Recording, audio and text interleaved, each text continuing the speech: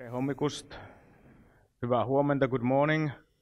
I'm Janne Kalliola and I have the pleasure of talking with you how to manage complexity and privacy depth with Drupal. Really good to see you here. I was thinking that this is because this related to GDPR, there would be only 2 people here, but there's at least 30, so this is really good. Hopefully there will be as many also at the end of the session, but let's see how I can deliver. So I'll talk briefly about myself and Exove, and then we go to the topics, the complexity in modern software. We talk about that, and then the privacy depth, what it means, and then how we can use Drupal to help us in those situations. So Exo is a digital design and development company. We have offices here in Estonia, in Viruvälek 2, and then in 3 offices in Finland. Then we have a sales office in the UK, London, and in Singapore. And full service portfolio, starting with the concept or user research, concept design, visuals, technology, support, hosting, management, and so forth. We work with multinational giants. The biggest client revenue is like 35 billion euros, and the smallest is probably 0 because they are startups. And we deliver digital growth. That was what we do. And the managing complexity is part of the thing, because if you don't manage your complexity, then you can't really grow. Myself, I'm the founder and CEO of Exove. Before that, I was a product development director at Continuent, that is a MySQL clustering company. Before that, it First Hop, telecom middleware, and Java-based web stuff when both web and Java were really new in 97, 98. SSH, and then the Helsinki University of Technology. I started coding in tender age of 9 at 83 with VIC-20, and have been coding since. Nowadays, I'm coding only on Sunday evenings from 11 to 12 near the midnight when everybody else is sleeping, and that's my time. And then everything else is company's or family's time. But that 1 hour, I try to keep that. Started with web on 94. I have implemented 3 CMS systems in the past. I don't know, there might be some others that have also written their CMS, found out that it might not make sense, but back in the days there were no concept of content management systems that we used to call web publishing. And I have worked with open source since 98, and then with Drupal from 2007. So I have been around for a while. But let's go to the beef, the complexity and privacy. So how systems are built, and this is not Drupal specific. This is as everything goes. There's a number of reasons that come from the development practices, how people develop software, how fast the environment and the industry is moving, and how quickly customers change their minds. The platforms are layered, they are multifaceted, complicated, and typically they are never ready, and they are always broken somewhere. And that's part of the design, that the system can still work even if it's not perfectly done. Typically, one person cannot handle that much of code that you can master tens of thousands, maybe hundreds of thousands of lines of code maximum. And the big systems have millions, tens of millions lines of code. So there is a number of interconnected subsystems that typically are done with different technologies, because there is no single tool that works for all. They are deployed with different tools, because the tool chain and the technology are typically really closely intertwined, and they might be hosted in a number of different places. And for the layman, meaning everybody else but the developer and the architect, for example, the owner of the system, typically have way simplified view of the system because it's hidden. The complexity is hidden in the layers, that it's like onion, that you just peel one layer after one layer, and then you suddenly know that, okay, there's 15 layers, I have not yet reached the database yet, or the data storage. And there's facades and the APIs that make it really complex to draw in two-dimensional graph, that how the system works. GDPR, everybody loves GDPR because it protects our privacy. Of course, the developers might not really love the GDPR because it causes a lot of work that might or might not be feel good. But it specifies, or it mandates the companies to specify how they manage the data. So the companies need to understand how the system works. And if the system is complicated, then the understanding how the data is managed in the system is really hard because it goes here and then goes there, and suddenly it's in every place, all over the place. And to make things more interesting, there is a lot of data that is in transit, residual data that is used in some systems while on the go. Typically that system stores it somewhere. There are log files, there's database dumps. There's a lot of things where the private data can end up without anybody thinking it, because the systems are old and they are designed before GDPR. This is not the focus of today's discussion, but it's good to know that there's typically more places you think where the private data goes. We had the one, as an example, we worked with one energy company in Finland that when we started the GDPR audit or compliance project with them, they said that we probably have private data in 3 systems. When the compliance project started with an audit, we found out that there are 56 systems that have private data. And during the compliance project, we found 15 more systems. Nobody except the finance department that handled the invoices knew that they existed. They were still in use. The documentation, how many of you have written software documentation this week? 1. This month? Few. This year? Yeah. It typically does not exist because people don't really like writing the documentation, because documentation is the first thing that gets outdated when the system is changed. And then, if it exists, it's simplified. Typically, you simplify things because if you open the whole complexity of the system to a business owner, then say, I don't understand anything about it, could you show what this all means? And if the documentation is before GDPR, May 18th, or May 25th, sorry, it does not focus on privacy at all. Most probably not. Or if it deals with privacy, it deals it from the security point, that how we protect the private information and not how we deal with it.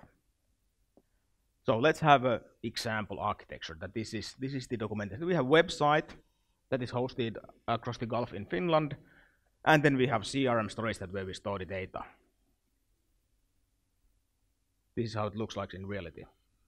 We have exactly same system, exactly same documentation, but we have number of web servers with their databases that are hosted in Finland. We have an integration platform and message queue, probably in Amazon AWS, that has a documentation database, MongoDB, that stores some information. We have centralized logging system that is used by the web platform. We have a search server that might be somewhere else than the same place as the others. We have external backups. We have a backup slave in Finland just in case that if the Trump administration makes a mistake and the whole US is nuked down for some reason, then we at least have the system back in Finland. And then we again have in somewhere else in Finland, we have the CRM and its backup.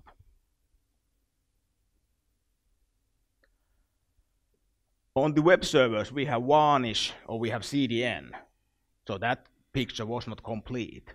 We have a number of places where the private information is stored, logs, caches, binary files that might be Excel files containing people's names. mail log of the mails that are sent unless the mail server is somewhere else. It probably is that there's a mail server somewhere else too. And then the backups. Database, we have logs, we have backup of the logs, we have database dumps made by the developers. How many of you have dumped database this week? Did you remember to clean it after you didn't need it? Probably not. Shame on you unless you are still using it. Production dumps to staging environment. So that was the production environment. Staging environment is simpler version of that, and then there's the development environment that might be in a laptop that if it left on the bus stop and stolen there to be trafficked for drugs or exchanged drugs, then you have leaked private data. That happens, unfortunately, very easily. On the US side, log files, local caches, operational log files from the document database. The messaging platform that is SaaS service has its own log files. It's in the database. Trust me, there's in the database everywhere. And then the data master in Finland with its backup logs and everything. And all that data in transit is done through some APIs that typically transfer more information that is needed. Just for the sake of it, it's easy to send more, and then maybe we need this later. And all that adds the complexity. So that was about the data flows and the storages, because those are really important from the GDPR point of view. It was the physical architecture of a platform. The logical architecture, that what happens where, is completely different thing. And we don't now go through that because it would be a sort of waste of time. And it can be easily messier. I'll show an example. Specifically because requirements change and you patch things. When customer adds a new feature, how many times you think that you said, okay, let's refactor everything?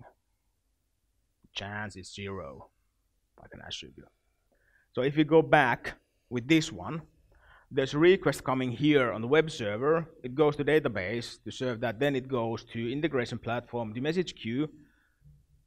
It might come back with some information, and then we do some other processing, and then we then we go to the search server to fetch some information there, combine these two, make some business decisions, and maybe then push something to the CRM or fetch something from the CRM. With the single request, for example, WordPress in a simple site makes around 70 database queries to render one page. And that's simple. It actually like this, then, the WordPress installation. If you think about this kind of system, how many queries to the backend system one page load can take? And that's the logical architecture that we don't go now, but you just get the glimpse of it. Other question, let's say that during this year, if you have deprecated something, if the customer has stopped using some features, have you removed the code from the system? Anybody? One person has removed code from the system. Good for you, because you have reduced complexity. Others, either you didn't deprecate anything or then you didn't remove code, and I think that the latter is true, because why bother? It might be needed later. But on the other hand, it's also in the version control system. That's why we use version control system, that we can get old code back if needed, because of disaster, because of mistakes, or because change in the business. But this just adds that every year we deal with the same cake, we add a few layers, and then we try to keep it upright and try to control it. And to control it, we need to understand it, and we need to be able to tell the authorities that how we manage the private data in the system, because otherwise we might get fined. depth is a concept that is really, really crucial here. Every single time you make a change that is not done perfectly creates depth.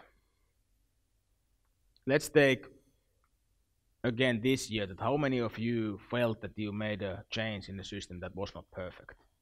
Hands up. Please be honest. If you have not touched the code, then okay, but there was a lot of hands.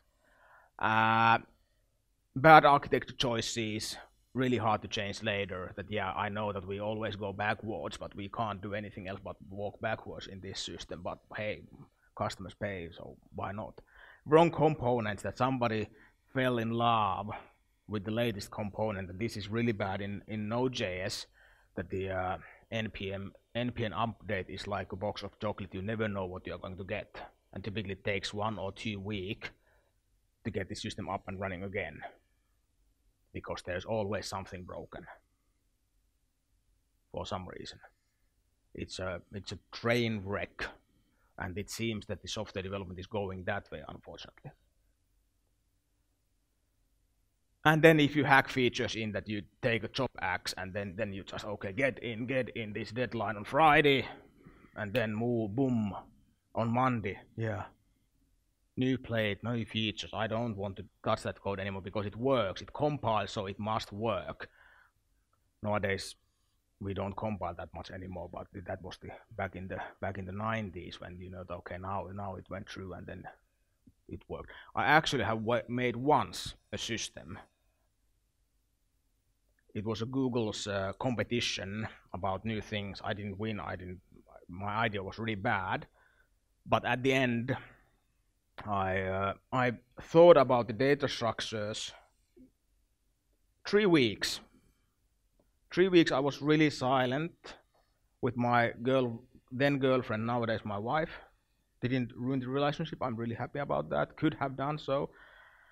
I thought about the data structures and the flows and everything in my mind every evening. And then I wrote the code one night. I compiled it, and it worked flawlessly. I have never been able to do that again. Not a single time. So chances are that this system, and it was simple system, probably like 300, 400 lines of code. When I got that compiled done, it worked, and I was so happy for the rest of the year. And decided that I probably won't be able to do it again. So,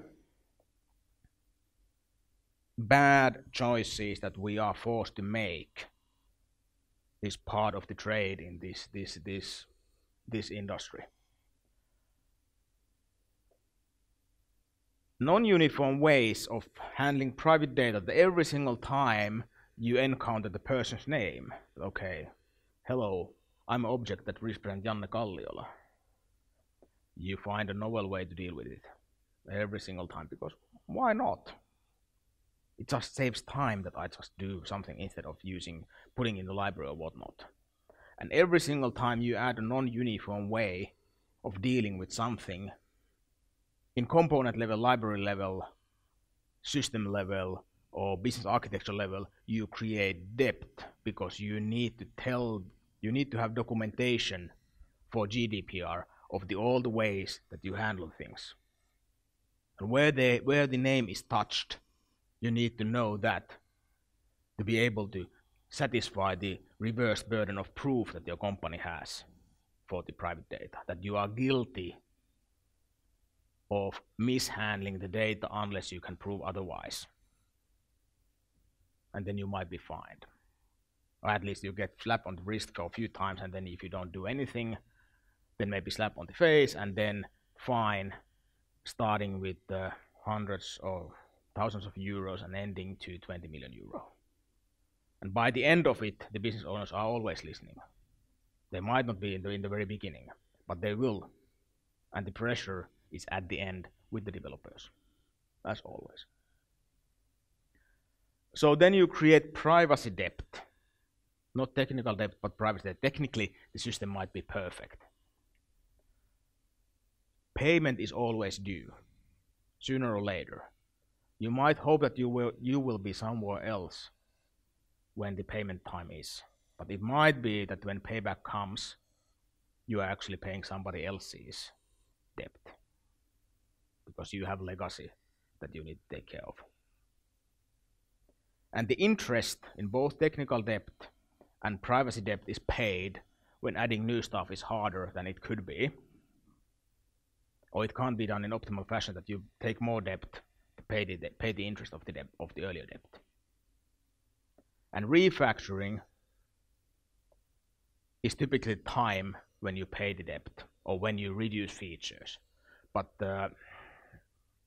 if I put my hand on my heart and think that the times that when we have reduced features because customer says that, okay, let's remove these things, we don't need them anymore. I've had one customer. We have served 250 customers in EXO in 13 years, and one customer had actually a policy that they will remove those features based on analytics that are only few hundred people are using, because they served 500,000 people. But if there was something that was used by, like, let's say 5,000 people, they said, okay, we are going to shut this service down because it has not gained the traction we would like to see. People were angry, but they just cut loose ends, because otherwise they couldn't, with all the money they got from the system, they could just maintain it and not develop further. But that is the only single company that has said and asked us to cut stuff from the system. Of course, we kept it in the code. Yeah. So privacy debt is a concept of mine. To be honest, that this is not in Wikipedia yet, but hopefully someday, that it reflects the implied cost of additional work caused by choosing a non-uniform solution to handle private data instead of a commonly used or more centralized approach. That you add more branches to the tree of handling things, and then you just have more area that you need to cover. In practice, every time you deal with private data with a new way, the complexity and the privacy debt increases. You just had the one extra thing that you need to care for. And then if you made something more uniform or centralized, you reduce the privacy debt because there's less to manage.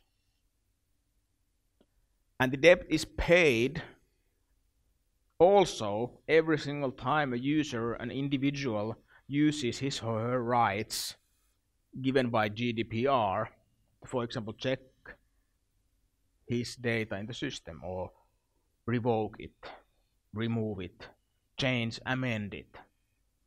Then you might end up in a situation that actually when we remove these people's data, we also remove the city of Tallinn from the system in a mistake, and then the 500,000 people in Tallinn can't register because Tallinn is now removed for bug or complexity, and then you are screwed. Or then you just say that we can't remove this person, but we change the name of the person, something else, but then that shows up in friend listings, that there's who is this NN or deleted. Then you add a feature that, okay, if the person name is deleted, then you remove that one, and then later somebody changes his surname deleted, and then you are again in trouble. Maybe that's a bit far-fetched, the last one. But anyhow, if you don't do it uniformly, then you end up in hacking the system. There are 4 ways to reduce the debt. Uniformity, that you define a certain way to deal with the data, and then you do that. For example, you encapsulate it in the library. Reduction, you move the data out of your system, or actually you don't take it in. A good example is that in Finland, when you need to make energy contract, you need to prove your identity. And identity in Finland, unlike in Estonia, is handled mostly by it's now in Estonia, that you log in a bank, and then the bank gives you the personal code, the same ISIC code that we have in Finland, or same kind of ISIC code that you have here, that we have in Finland. And that information is used, for example, to fetch your debt history from some other place. And then when you know that this person can be given an electricity contract on invoice and not prepaid, you delete that personal code from the system. You actually don't store it anywhere. So you don't have that problem. So you reduce the surface by not using or not storing something that you need only once, and you can use it on the fly, that it's only in the memory of the system and not ever stored in a disk. Encapsulation. All the new systems need to provide an API that you can then say, okay, I would like to remove this part of data or something like that. This requires typically a unified ID that you know that Janne Kalliola, I know that there's other Janne Kalliola in Finland, that is an artist in Lahti, probably more handsome than I am. And if he asks to remove something, I would not like my data to go. And then the centralized system that handles all or bulk of the requests. And this is where Drupal comes in.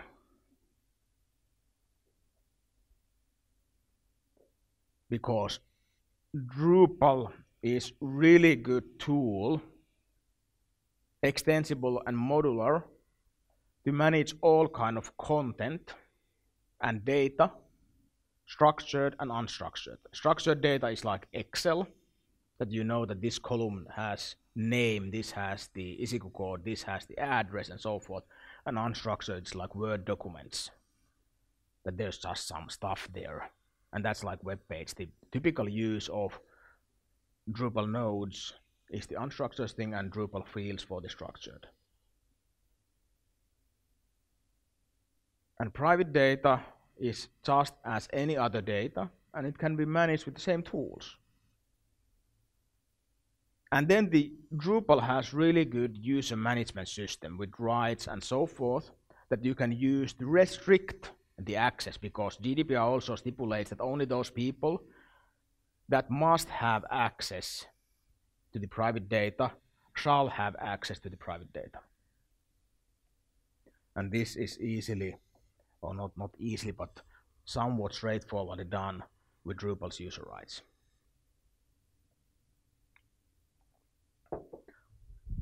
Especially in a situation where the Drupal users are actually also the end users of the platform this centralized system is serving.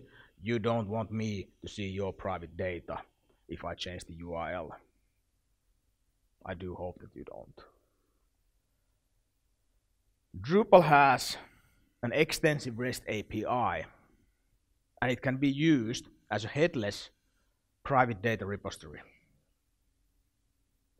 All the systems inside in Drupal, rules and the others will come later, that can still be used, but you don't have any UIs.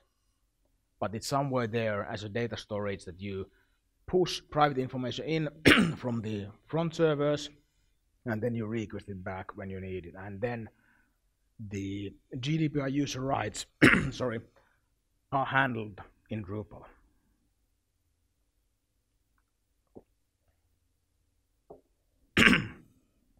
And the authentication, authorization, and the user rights are relevant with REST API also.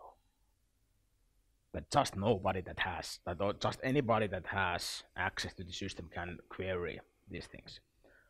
In Finland, we have had a couple of mild scandals with policemen checking information of some recently deceased people of public figures, like Mika Myllylä, the skier that committed suicide. There was like 60 police checking out that what there is information, and that was of course logged and audited, and all of them got a charge and so forth, and then went to press. So the curiosity is a really strong force, and that's why you need to protect the systems also against the developers. The developers might not have the access for the production data at the end.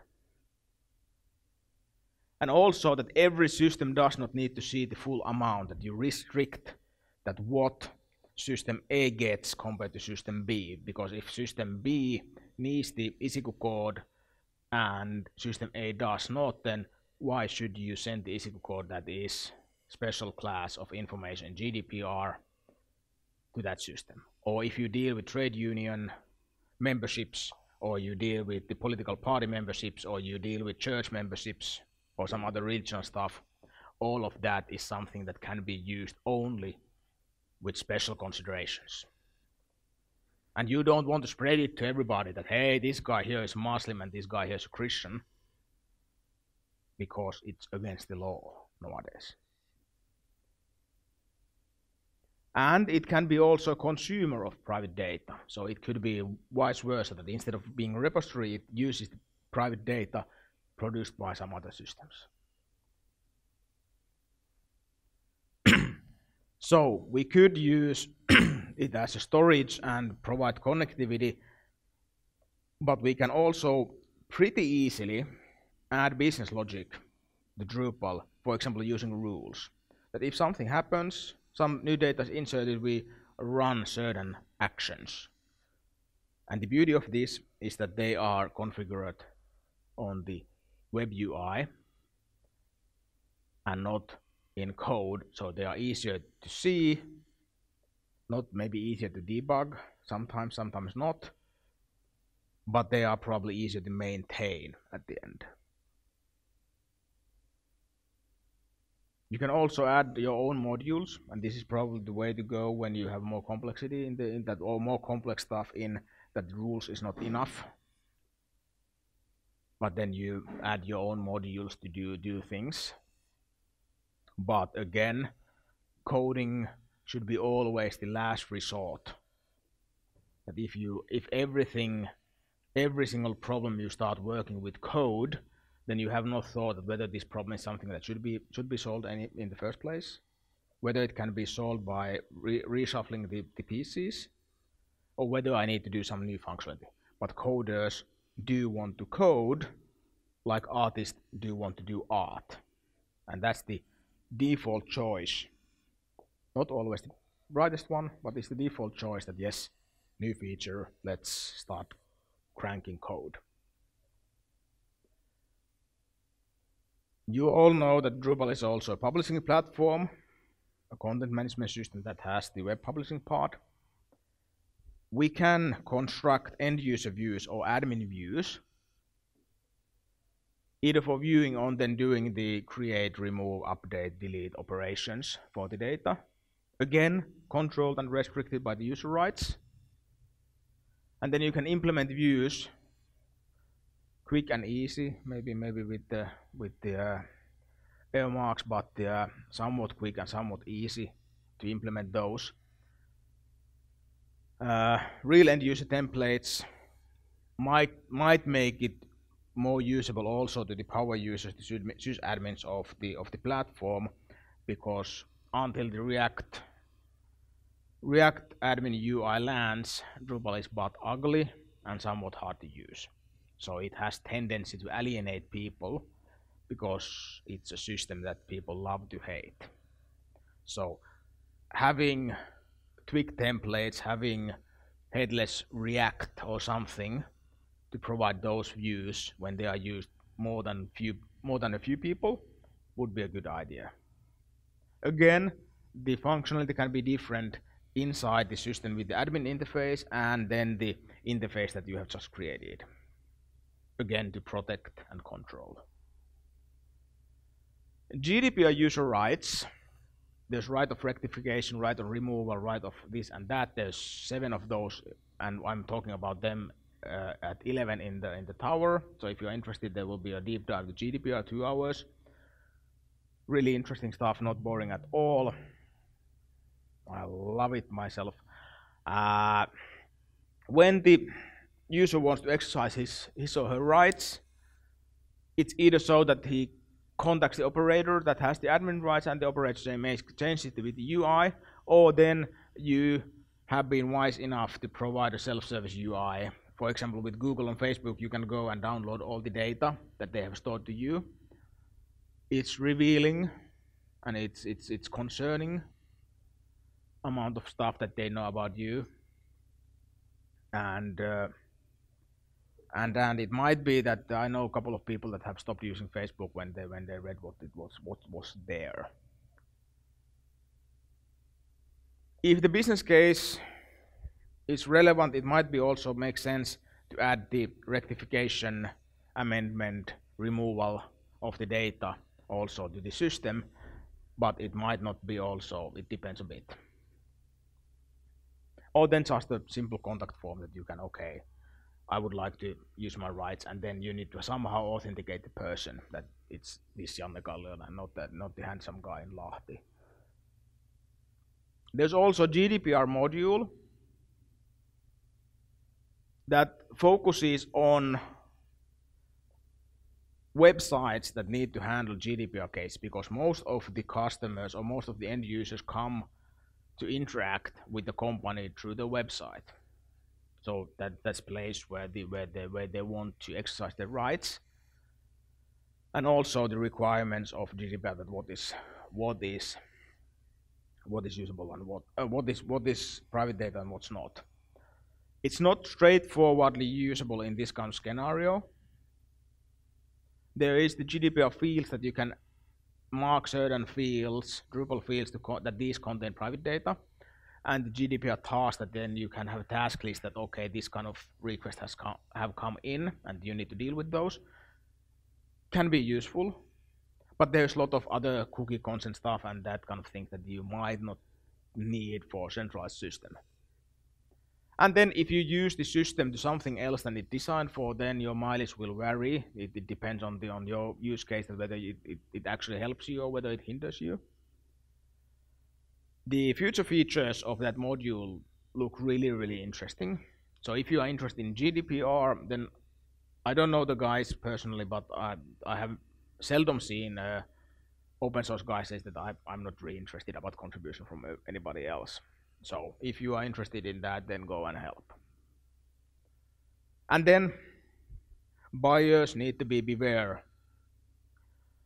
So if you use Drupal in this, especially in the situation that the person, him or herself, can log in to Drupal and manage her personal data, Drupal has nasty habit that when you use an external authentication, SSO, whatever, Drupal will create a user account automatically, and you can't turn this off. It's a boom, it's there. So you have add more complexity when you are going to reduce the complexity. Of course, you need to reduce more complexity than having just a username somewhere. But this is a side effect that you need to keep in mind, that when that person asks to remove everything, then it might be also needed to remove the account from Drupal. There's also when we talk about this with lawyers, we had extensive discussions with Bird and Bird, a global law agency with 11,000. 1,100, not 11,000, 1,100 lawyers around the world, and around 50 or so, 50 to 70 with the information and data protection. You can leave some traces of deletion, that yes, Janne Kalliola was deleted. For example, if there are some residual data laid on the system that comes in a certain cycle, that it comes later, then you can know, okay, I need to remove these two. But you can leave information that that person was deleted, because you need to prove also that you have actually done what was asked for. So if you use Drupal in this matter, then the private data ends up here and in different place than you thought of. But small thing, but good to know. So in a recap, complexity combined with privacy requirements can make system very hard to manage, very hard to understand, very hard to document, very hard to manage, very hard to develop further. The privacy depth is a good tool for thinking that whether this makes sense or not. And it's a good tool to convince your customer that, okay, hey, let's invest like 1.5 times more so we don't run into troubles later. And Drupal is an excellent tool to manage private data because it's versatile. It has ready-made tools and it's adaptable to a number of different scenarios. And the scenarios are always different. I have noticed that when I've been coding like 30 plus years that every single scenario is very different from the previous one. That's all. Thank you. Do you have any questions or comments?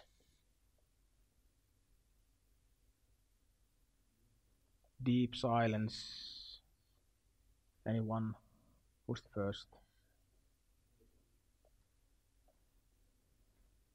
Jonas, please. Just thinking about the Drupal creating the account. That's of course because Drupal wants to handle the session, but usually you are hopefully in control like what data you are storing. Like if you only need to get the session up, I guess you can only just use an ID, which is not like really personal. But then usually there's a reason why you want to use a single sign-on. So maybe you want to collect some other data, and then you have to be careful what, like where it ends up. Yeah. It can end up in the developer's computer. Mm-hmm. The funny thing with GDPR is that all the information that can be used to uniquely identify a person directly or indirectly is personal data. So that identifier that Drupal creates becomes personal data and must be removed when a person asks his or her data removed. So that ID must be known outside Drupal if it's only that ID. Car license plate, your phone number, and your IP address are all something that are not personal per se, but all of them can be used to identify you and thus are personal information. So you need to be really careful with that because it needs to be one-way hash that you can't go other way around. That if you have a Drupal ID that is random number and it's not connected to anything, then yes, you can use it, but then the person can't really log in because the random number is not anywhere else. So one-way hashing could be a way to do it, but whether that complexity that you create with that on is actually needed or whether you do it in Drupal, it's a good question. But you are right that it's business case dependent on what information you need to store. Any other questions? If not, then I'll advertise my training at the tower on 6th floor, I guess. 6th floor. There's signs there. I'll be there at 11. And thank you.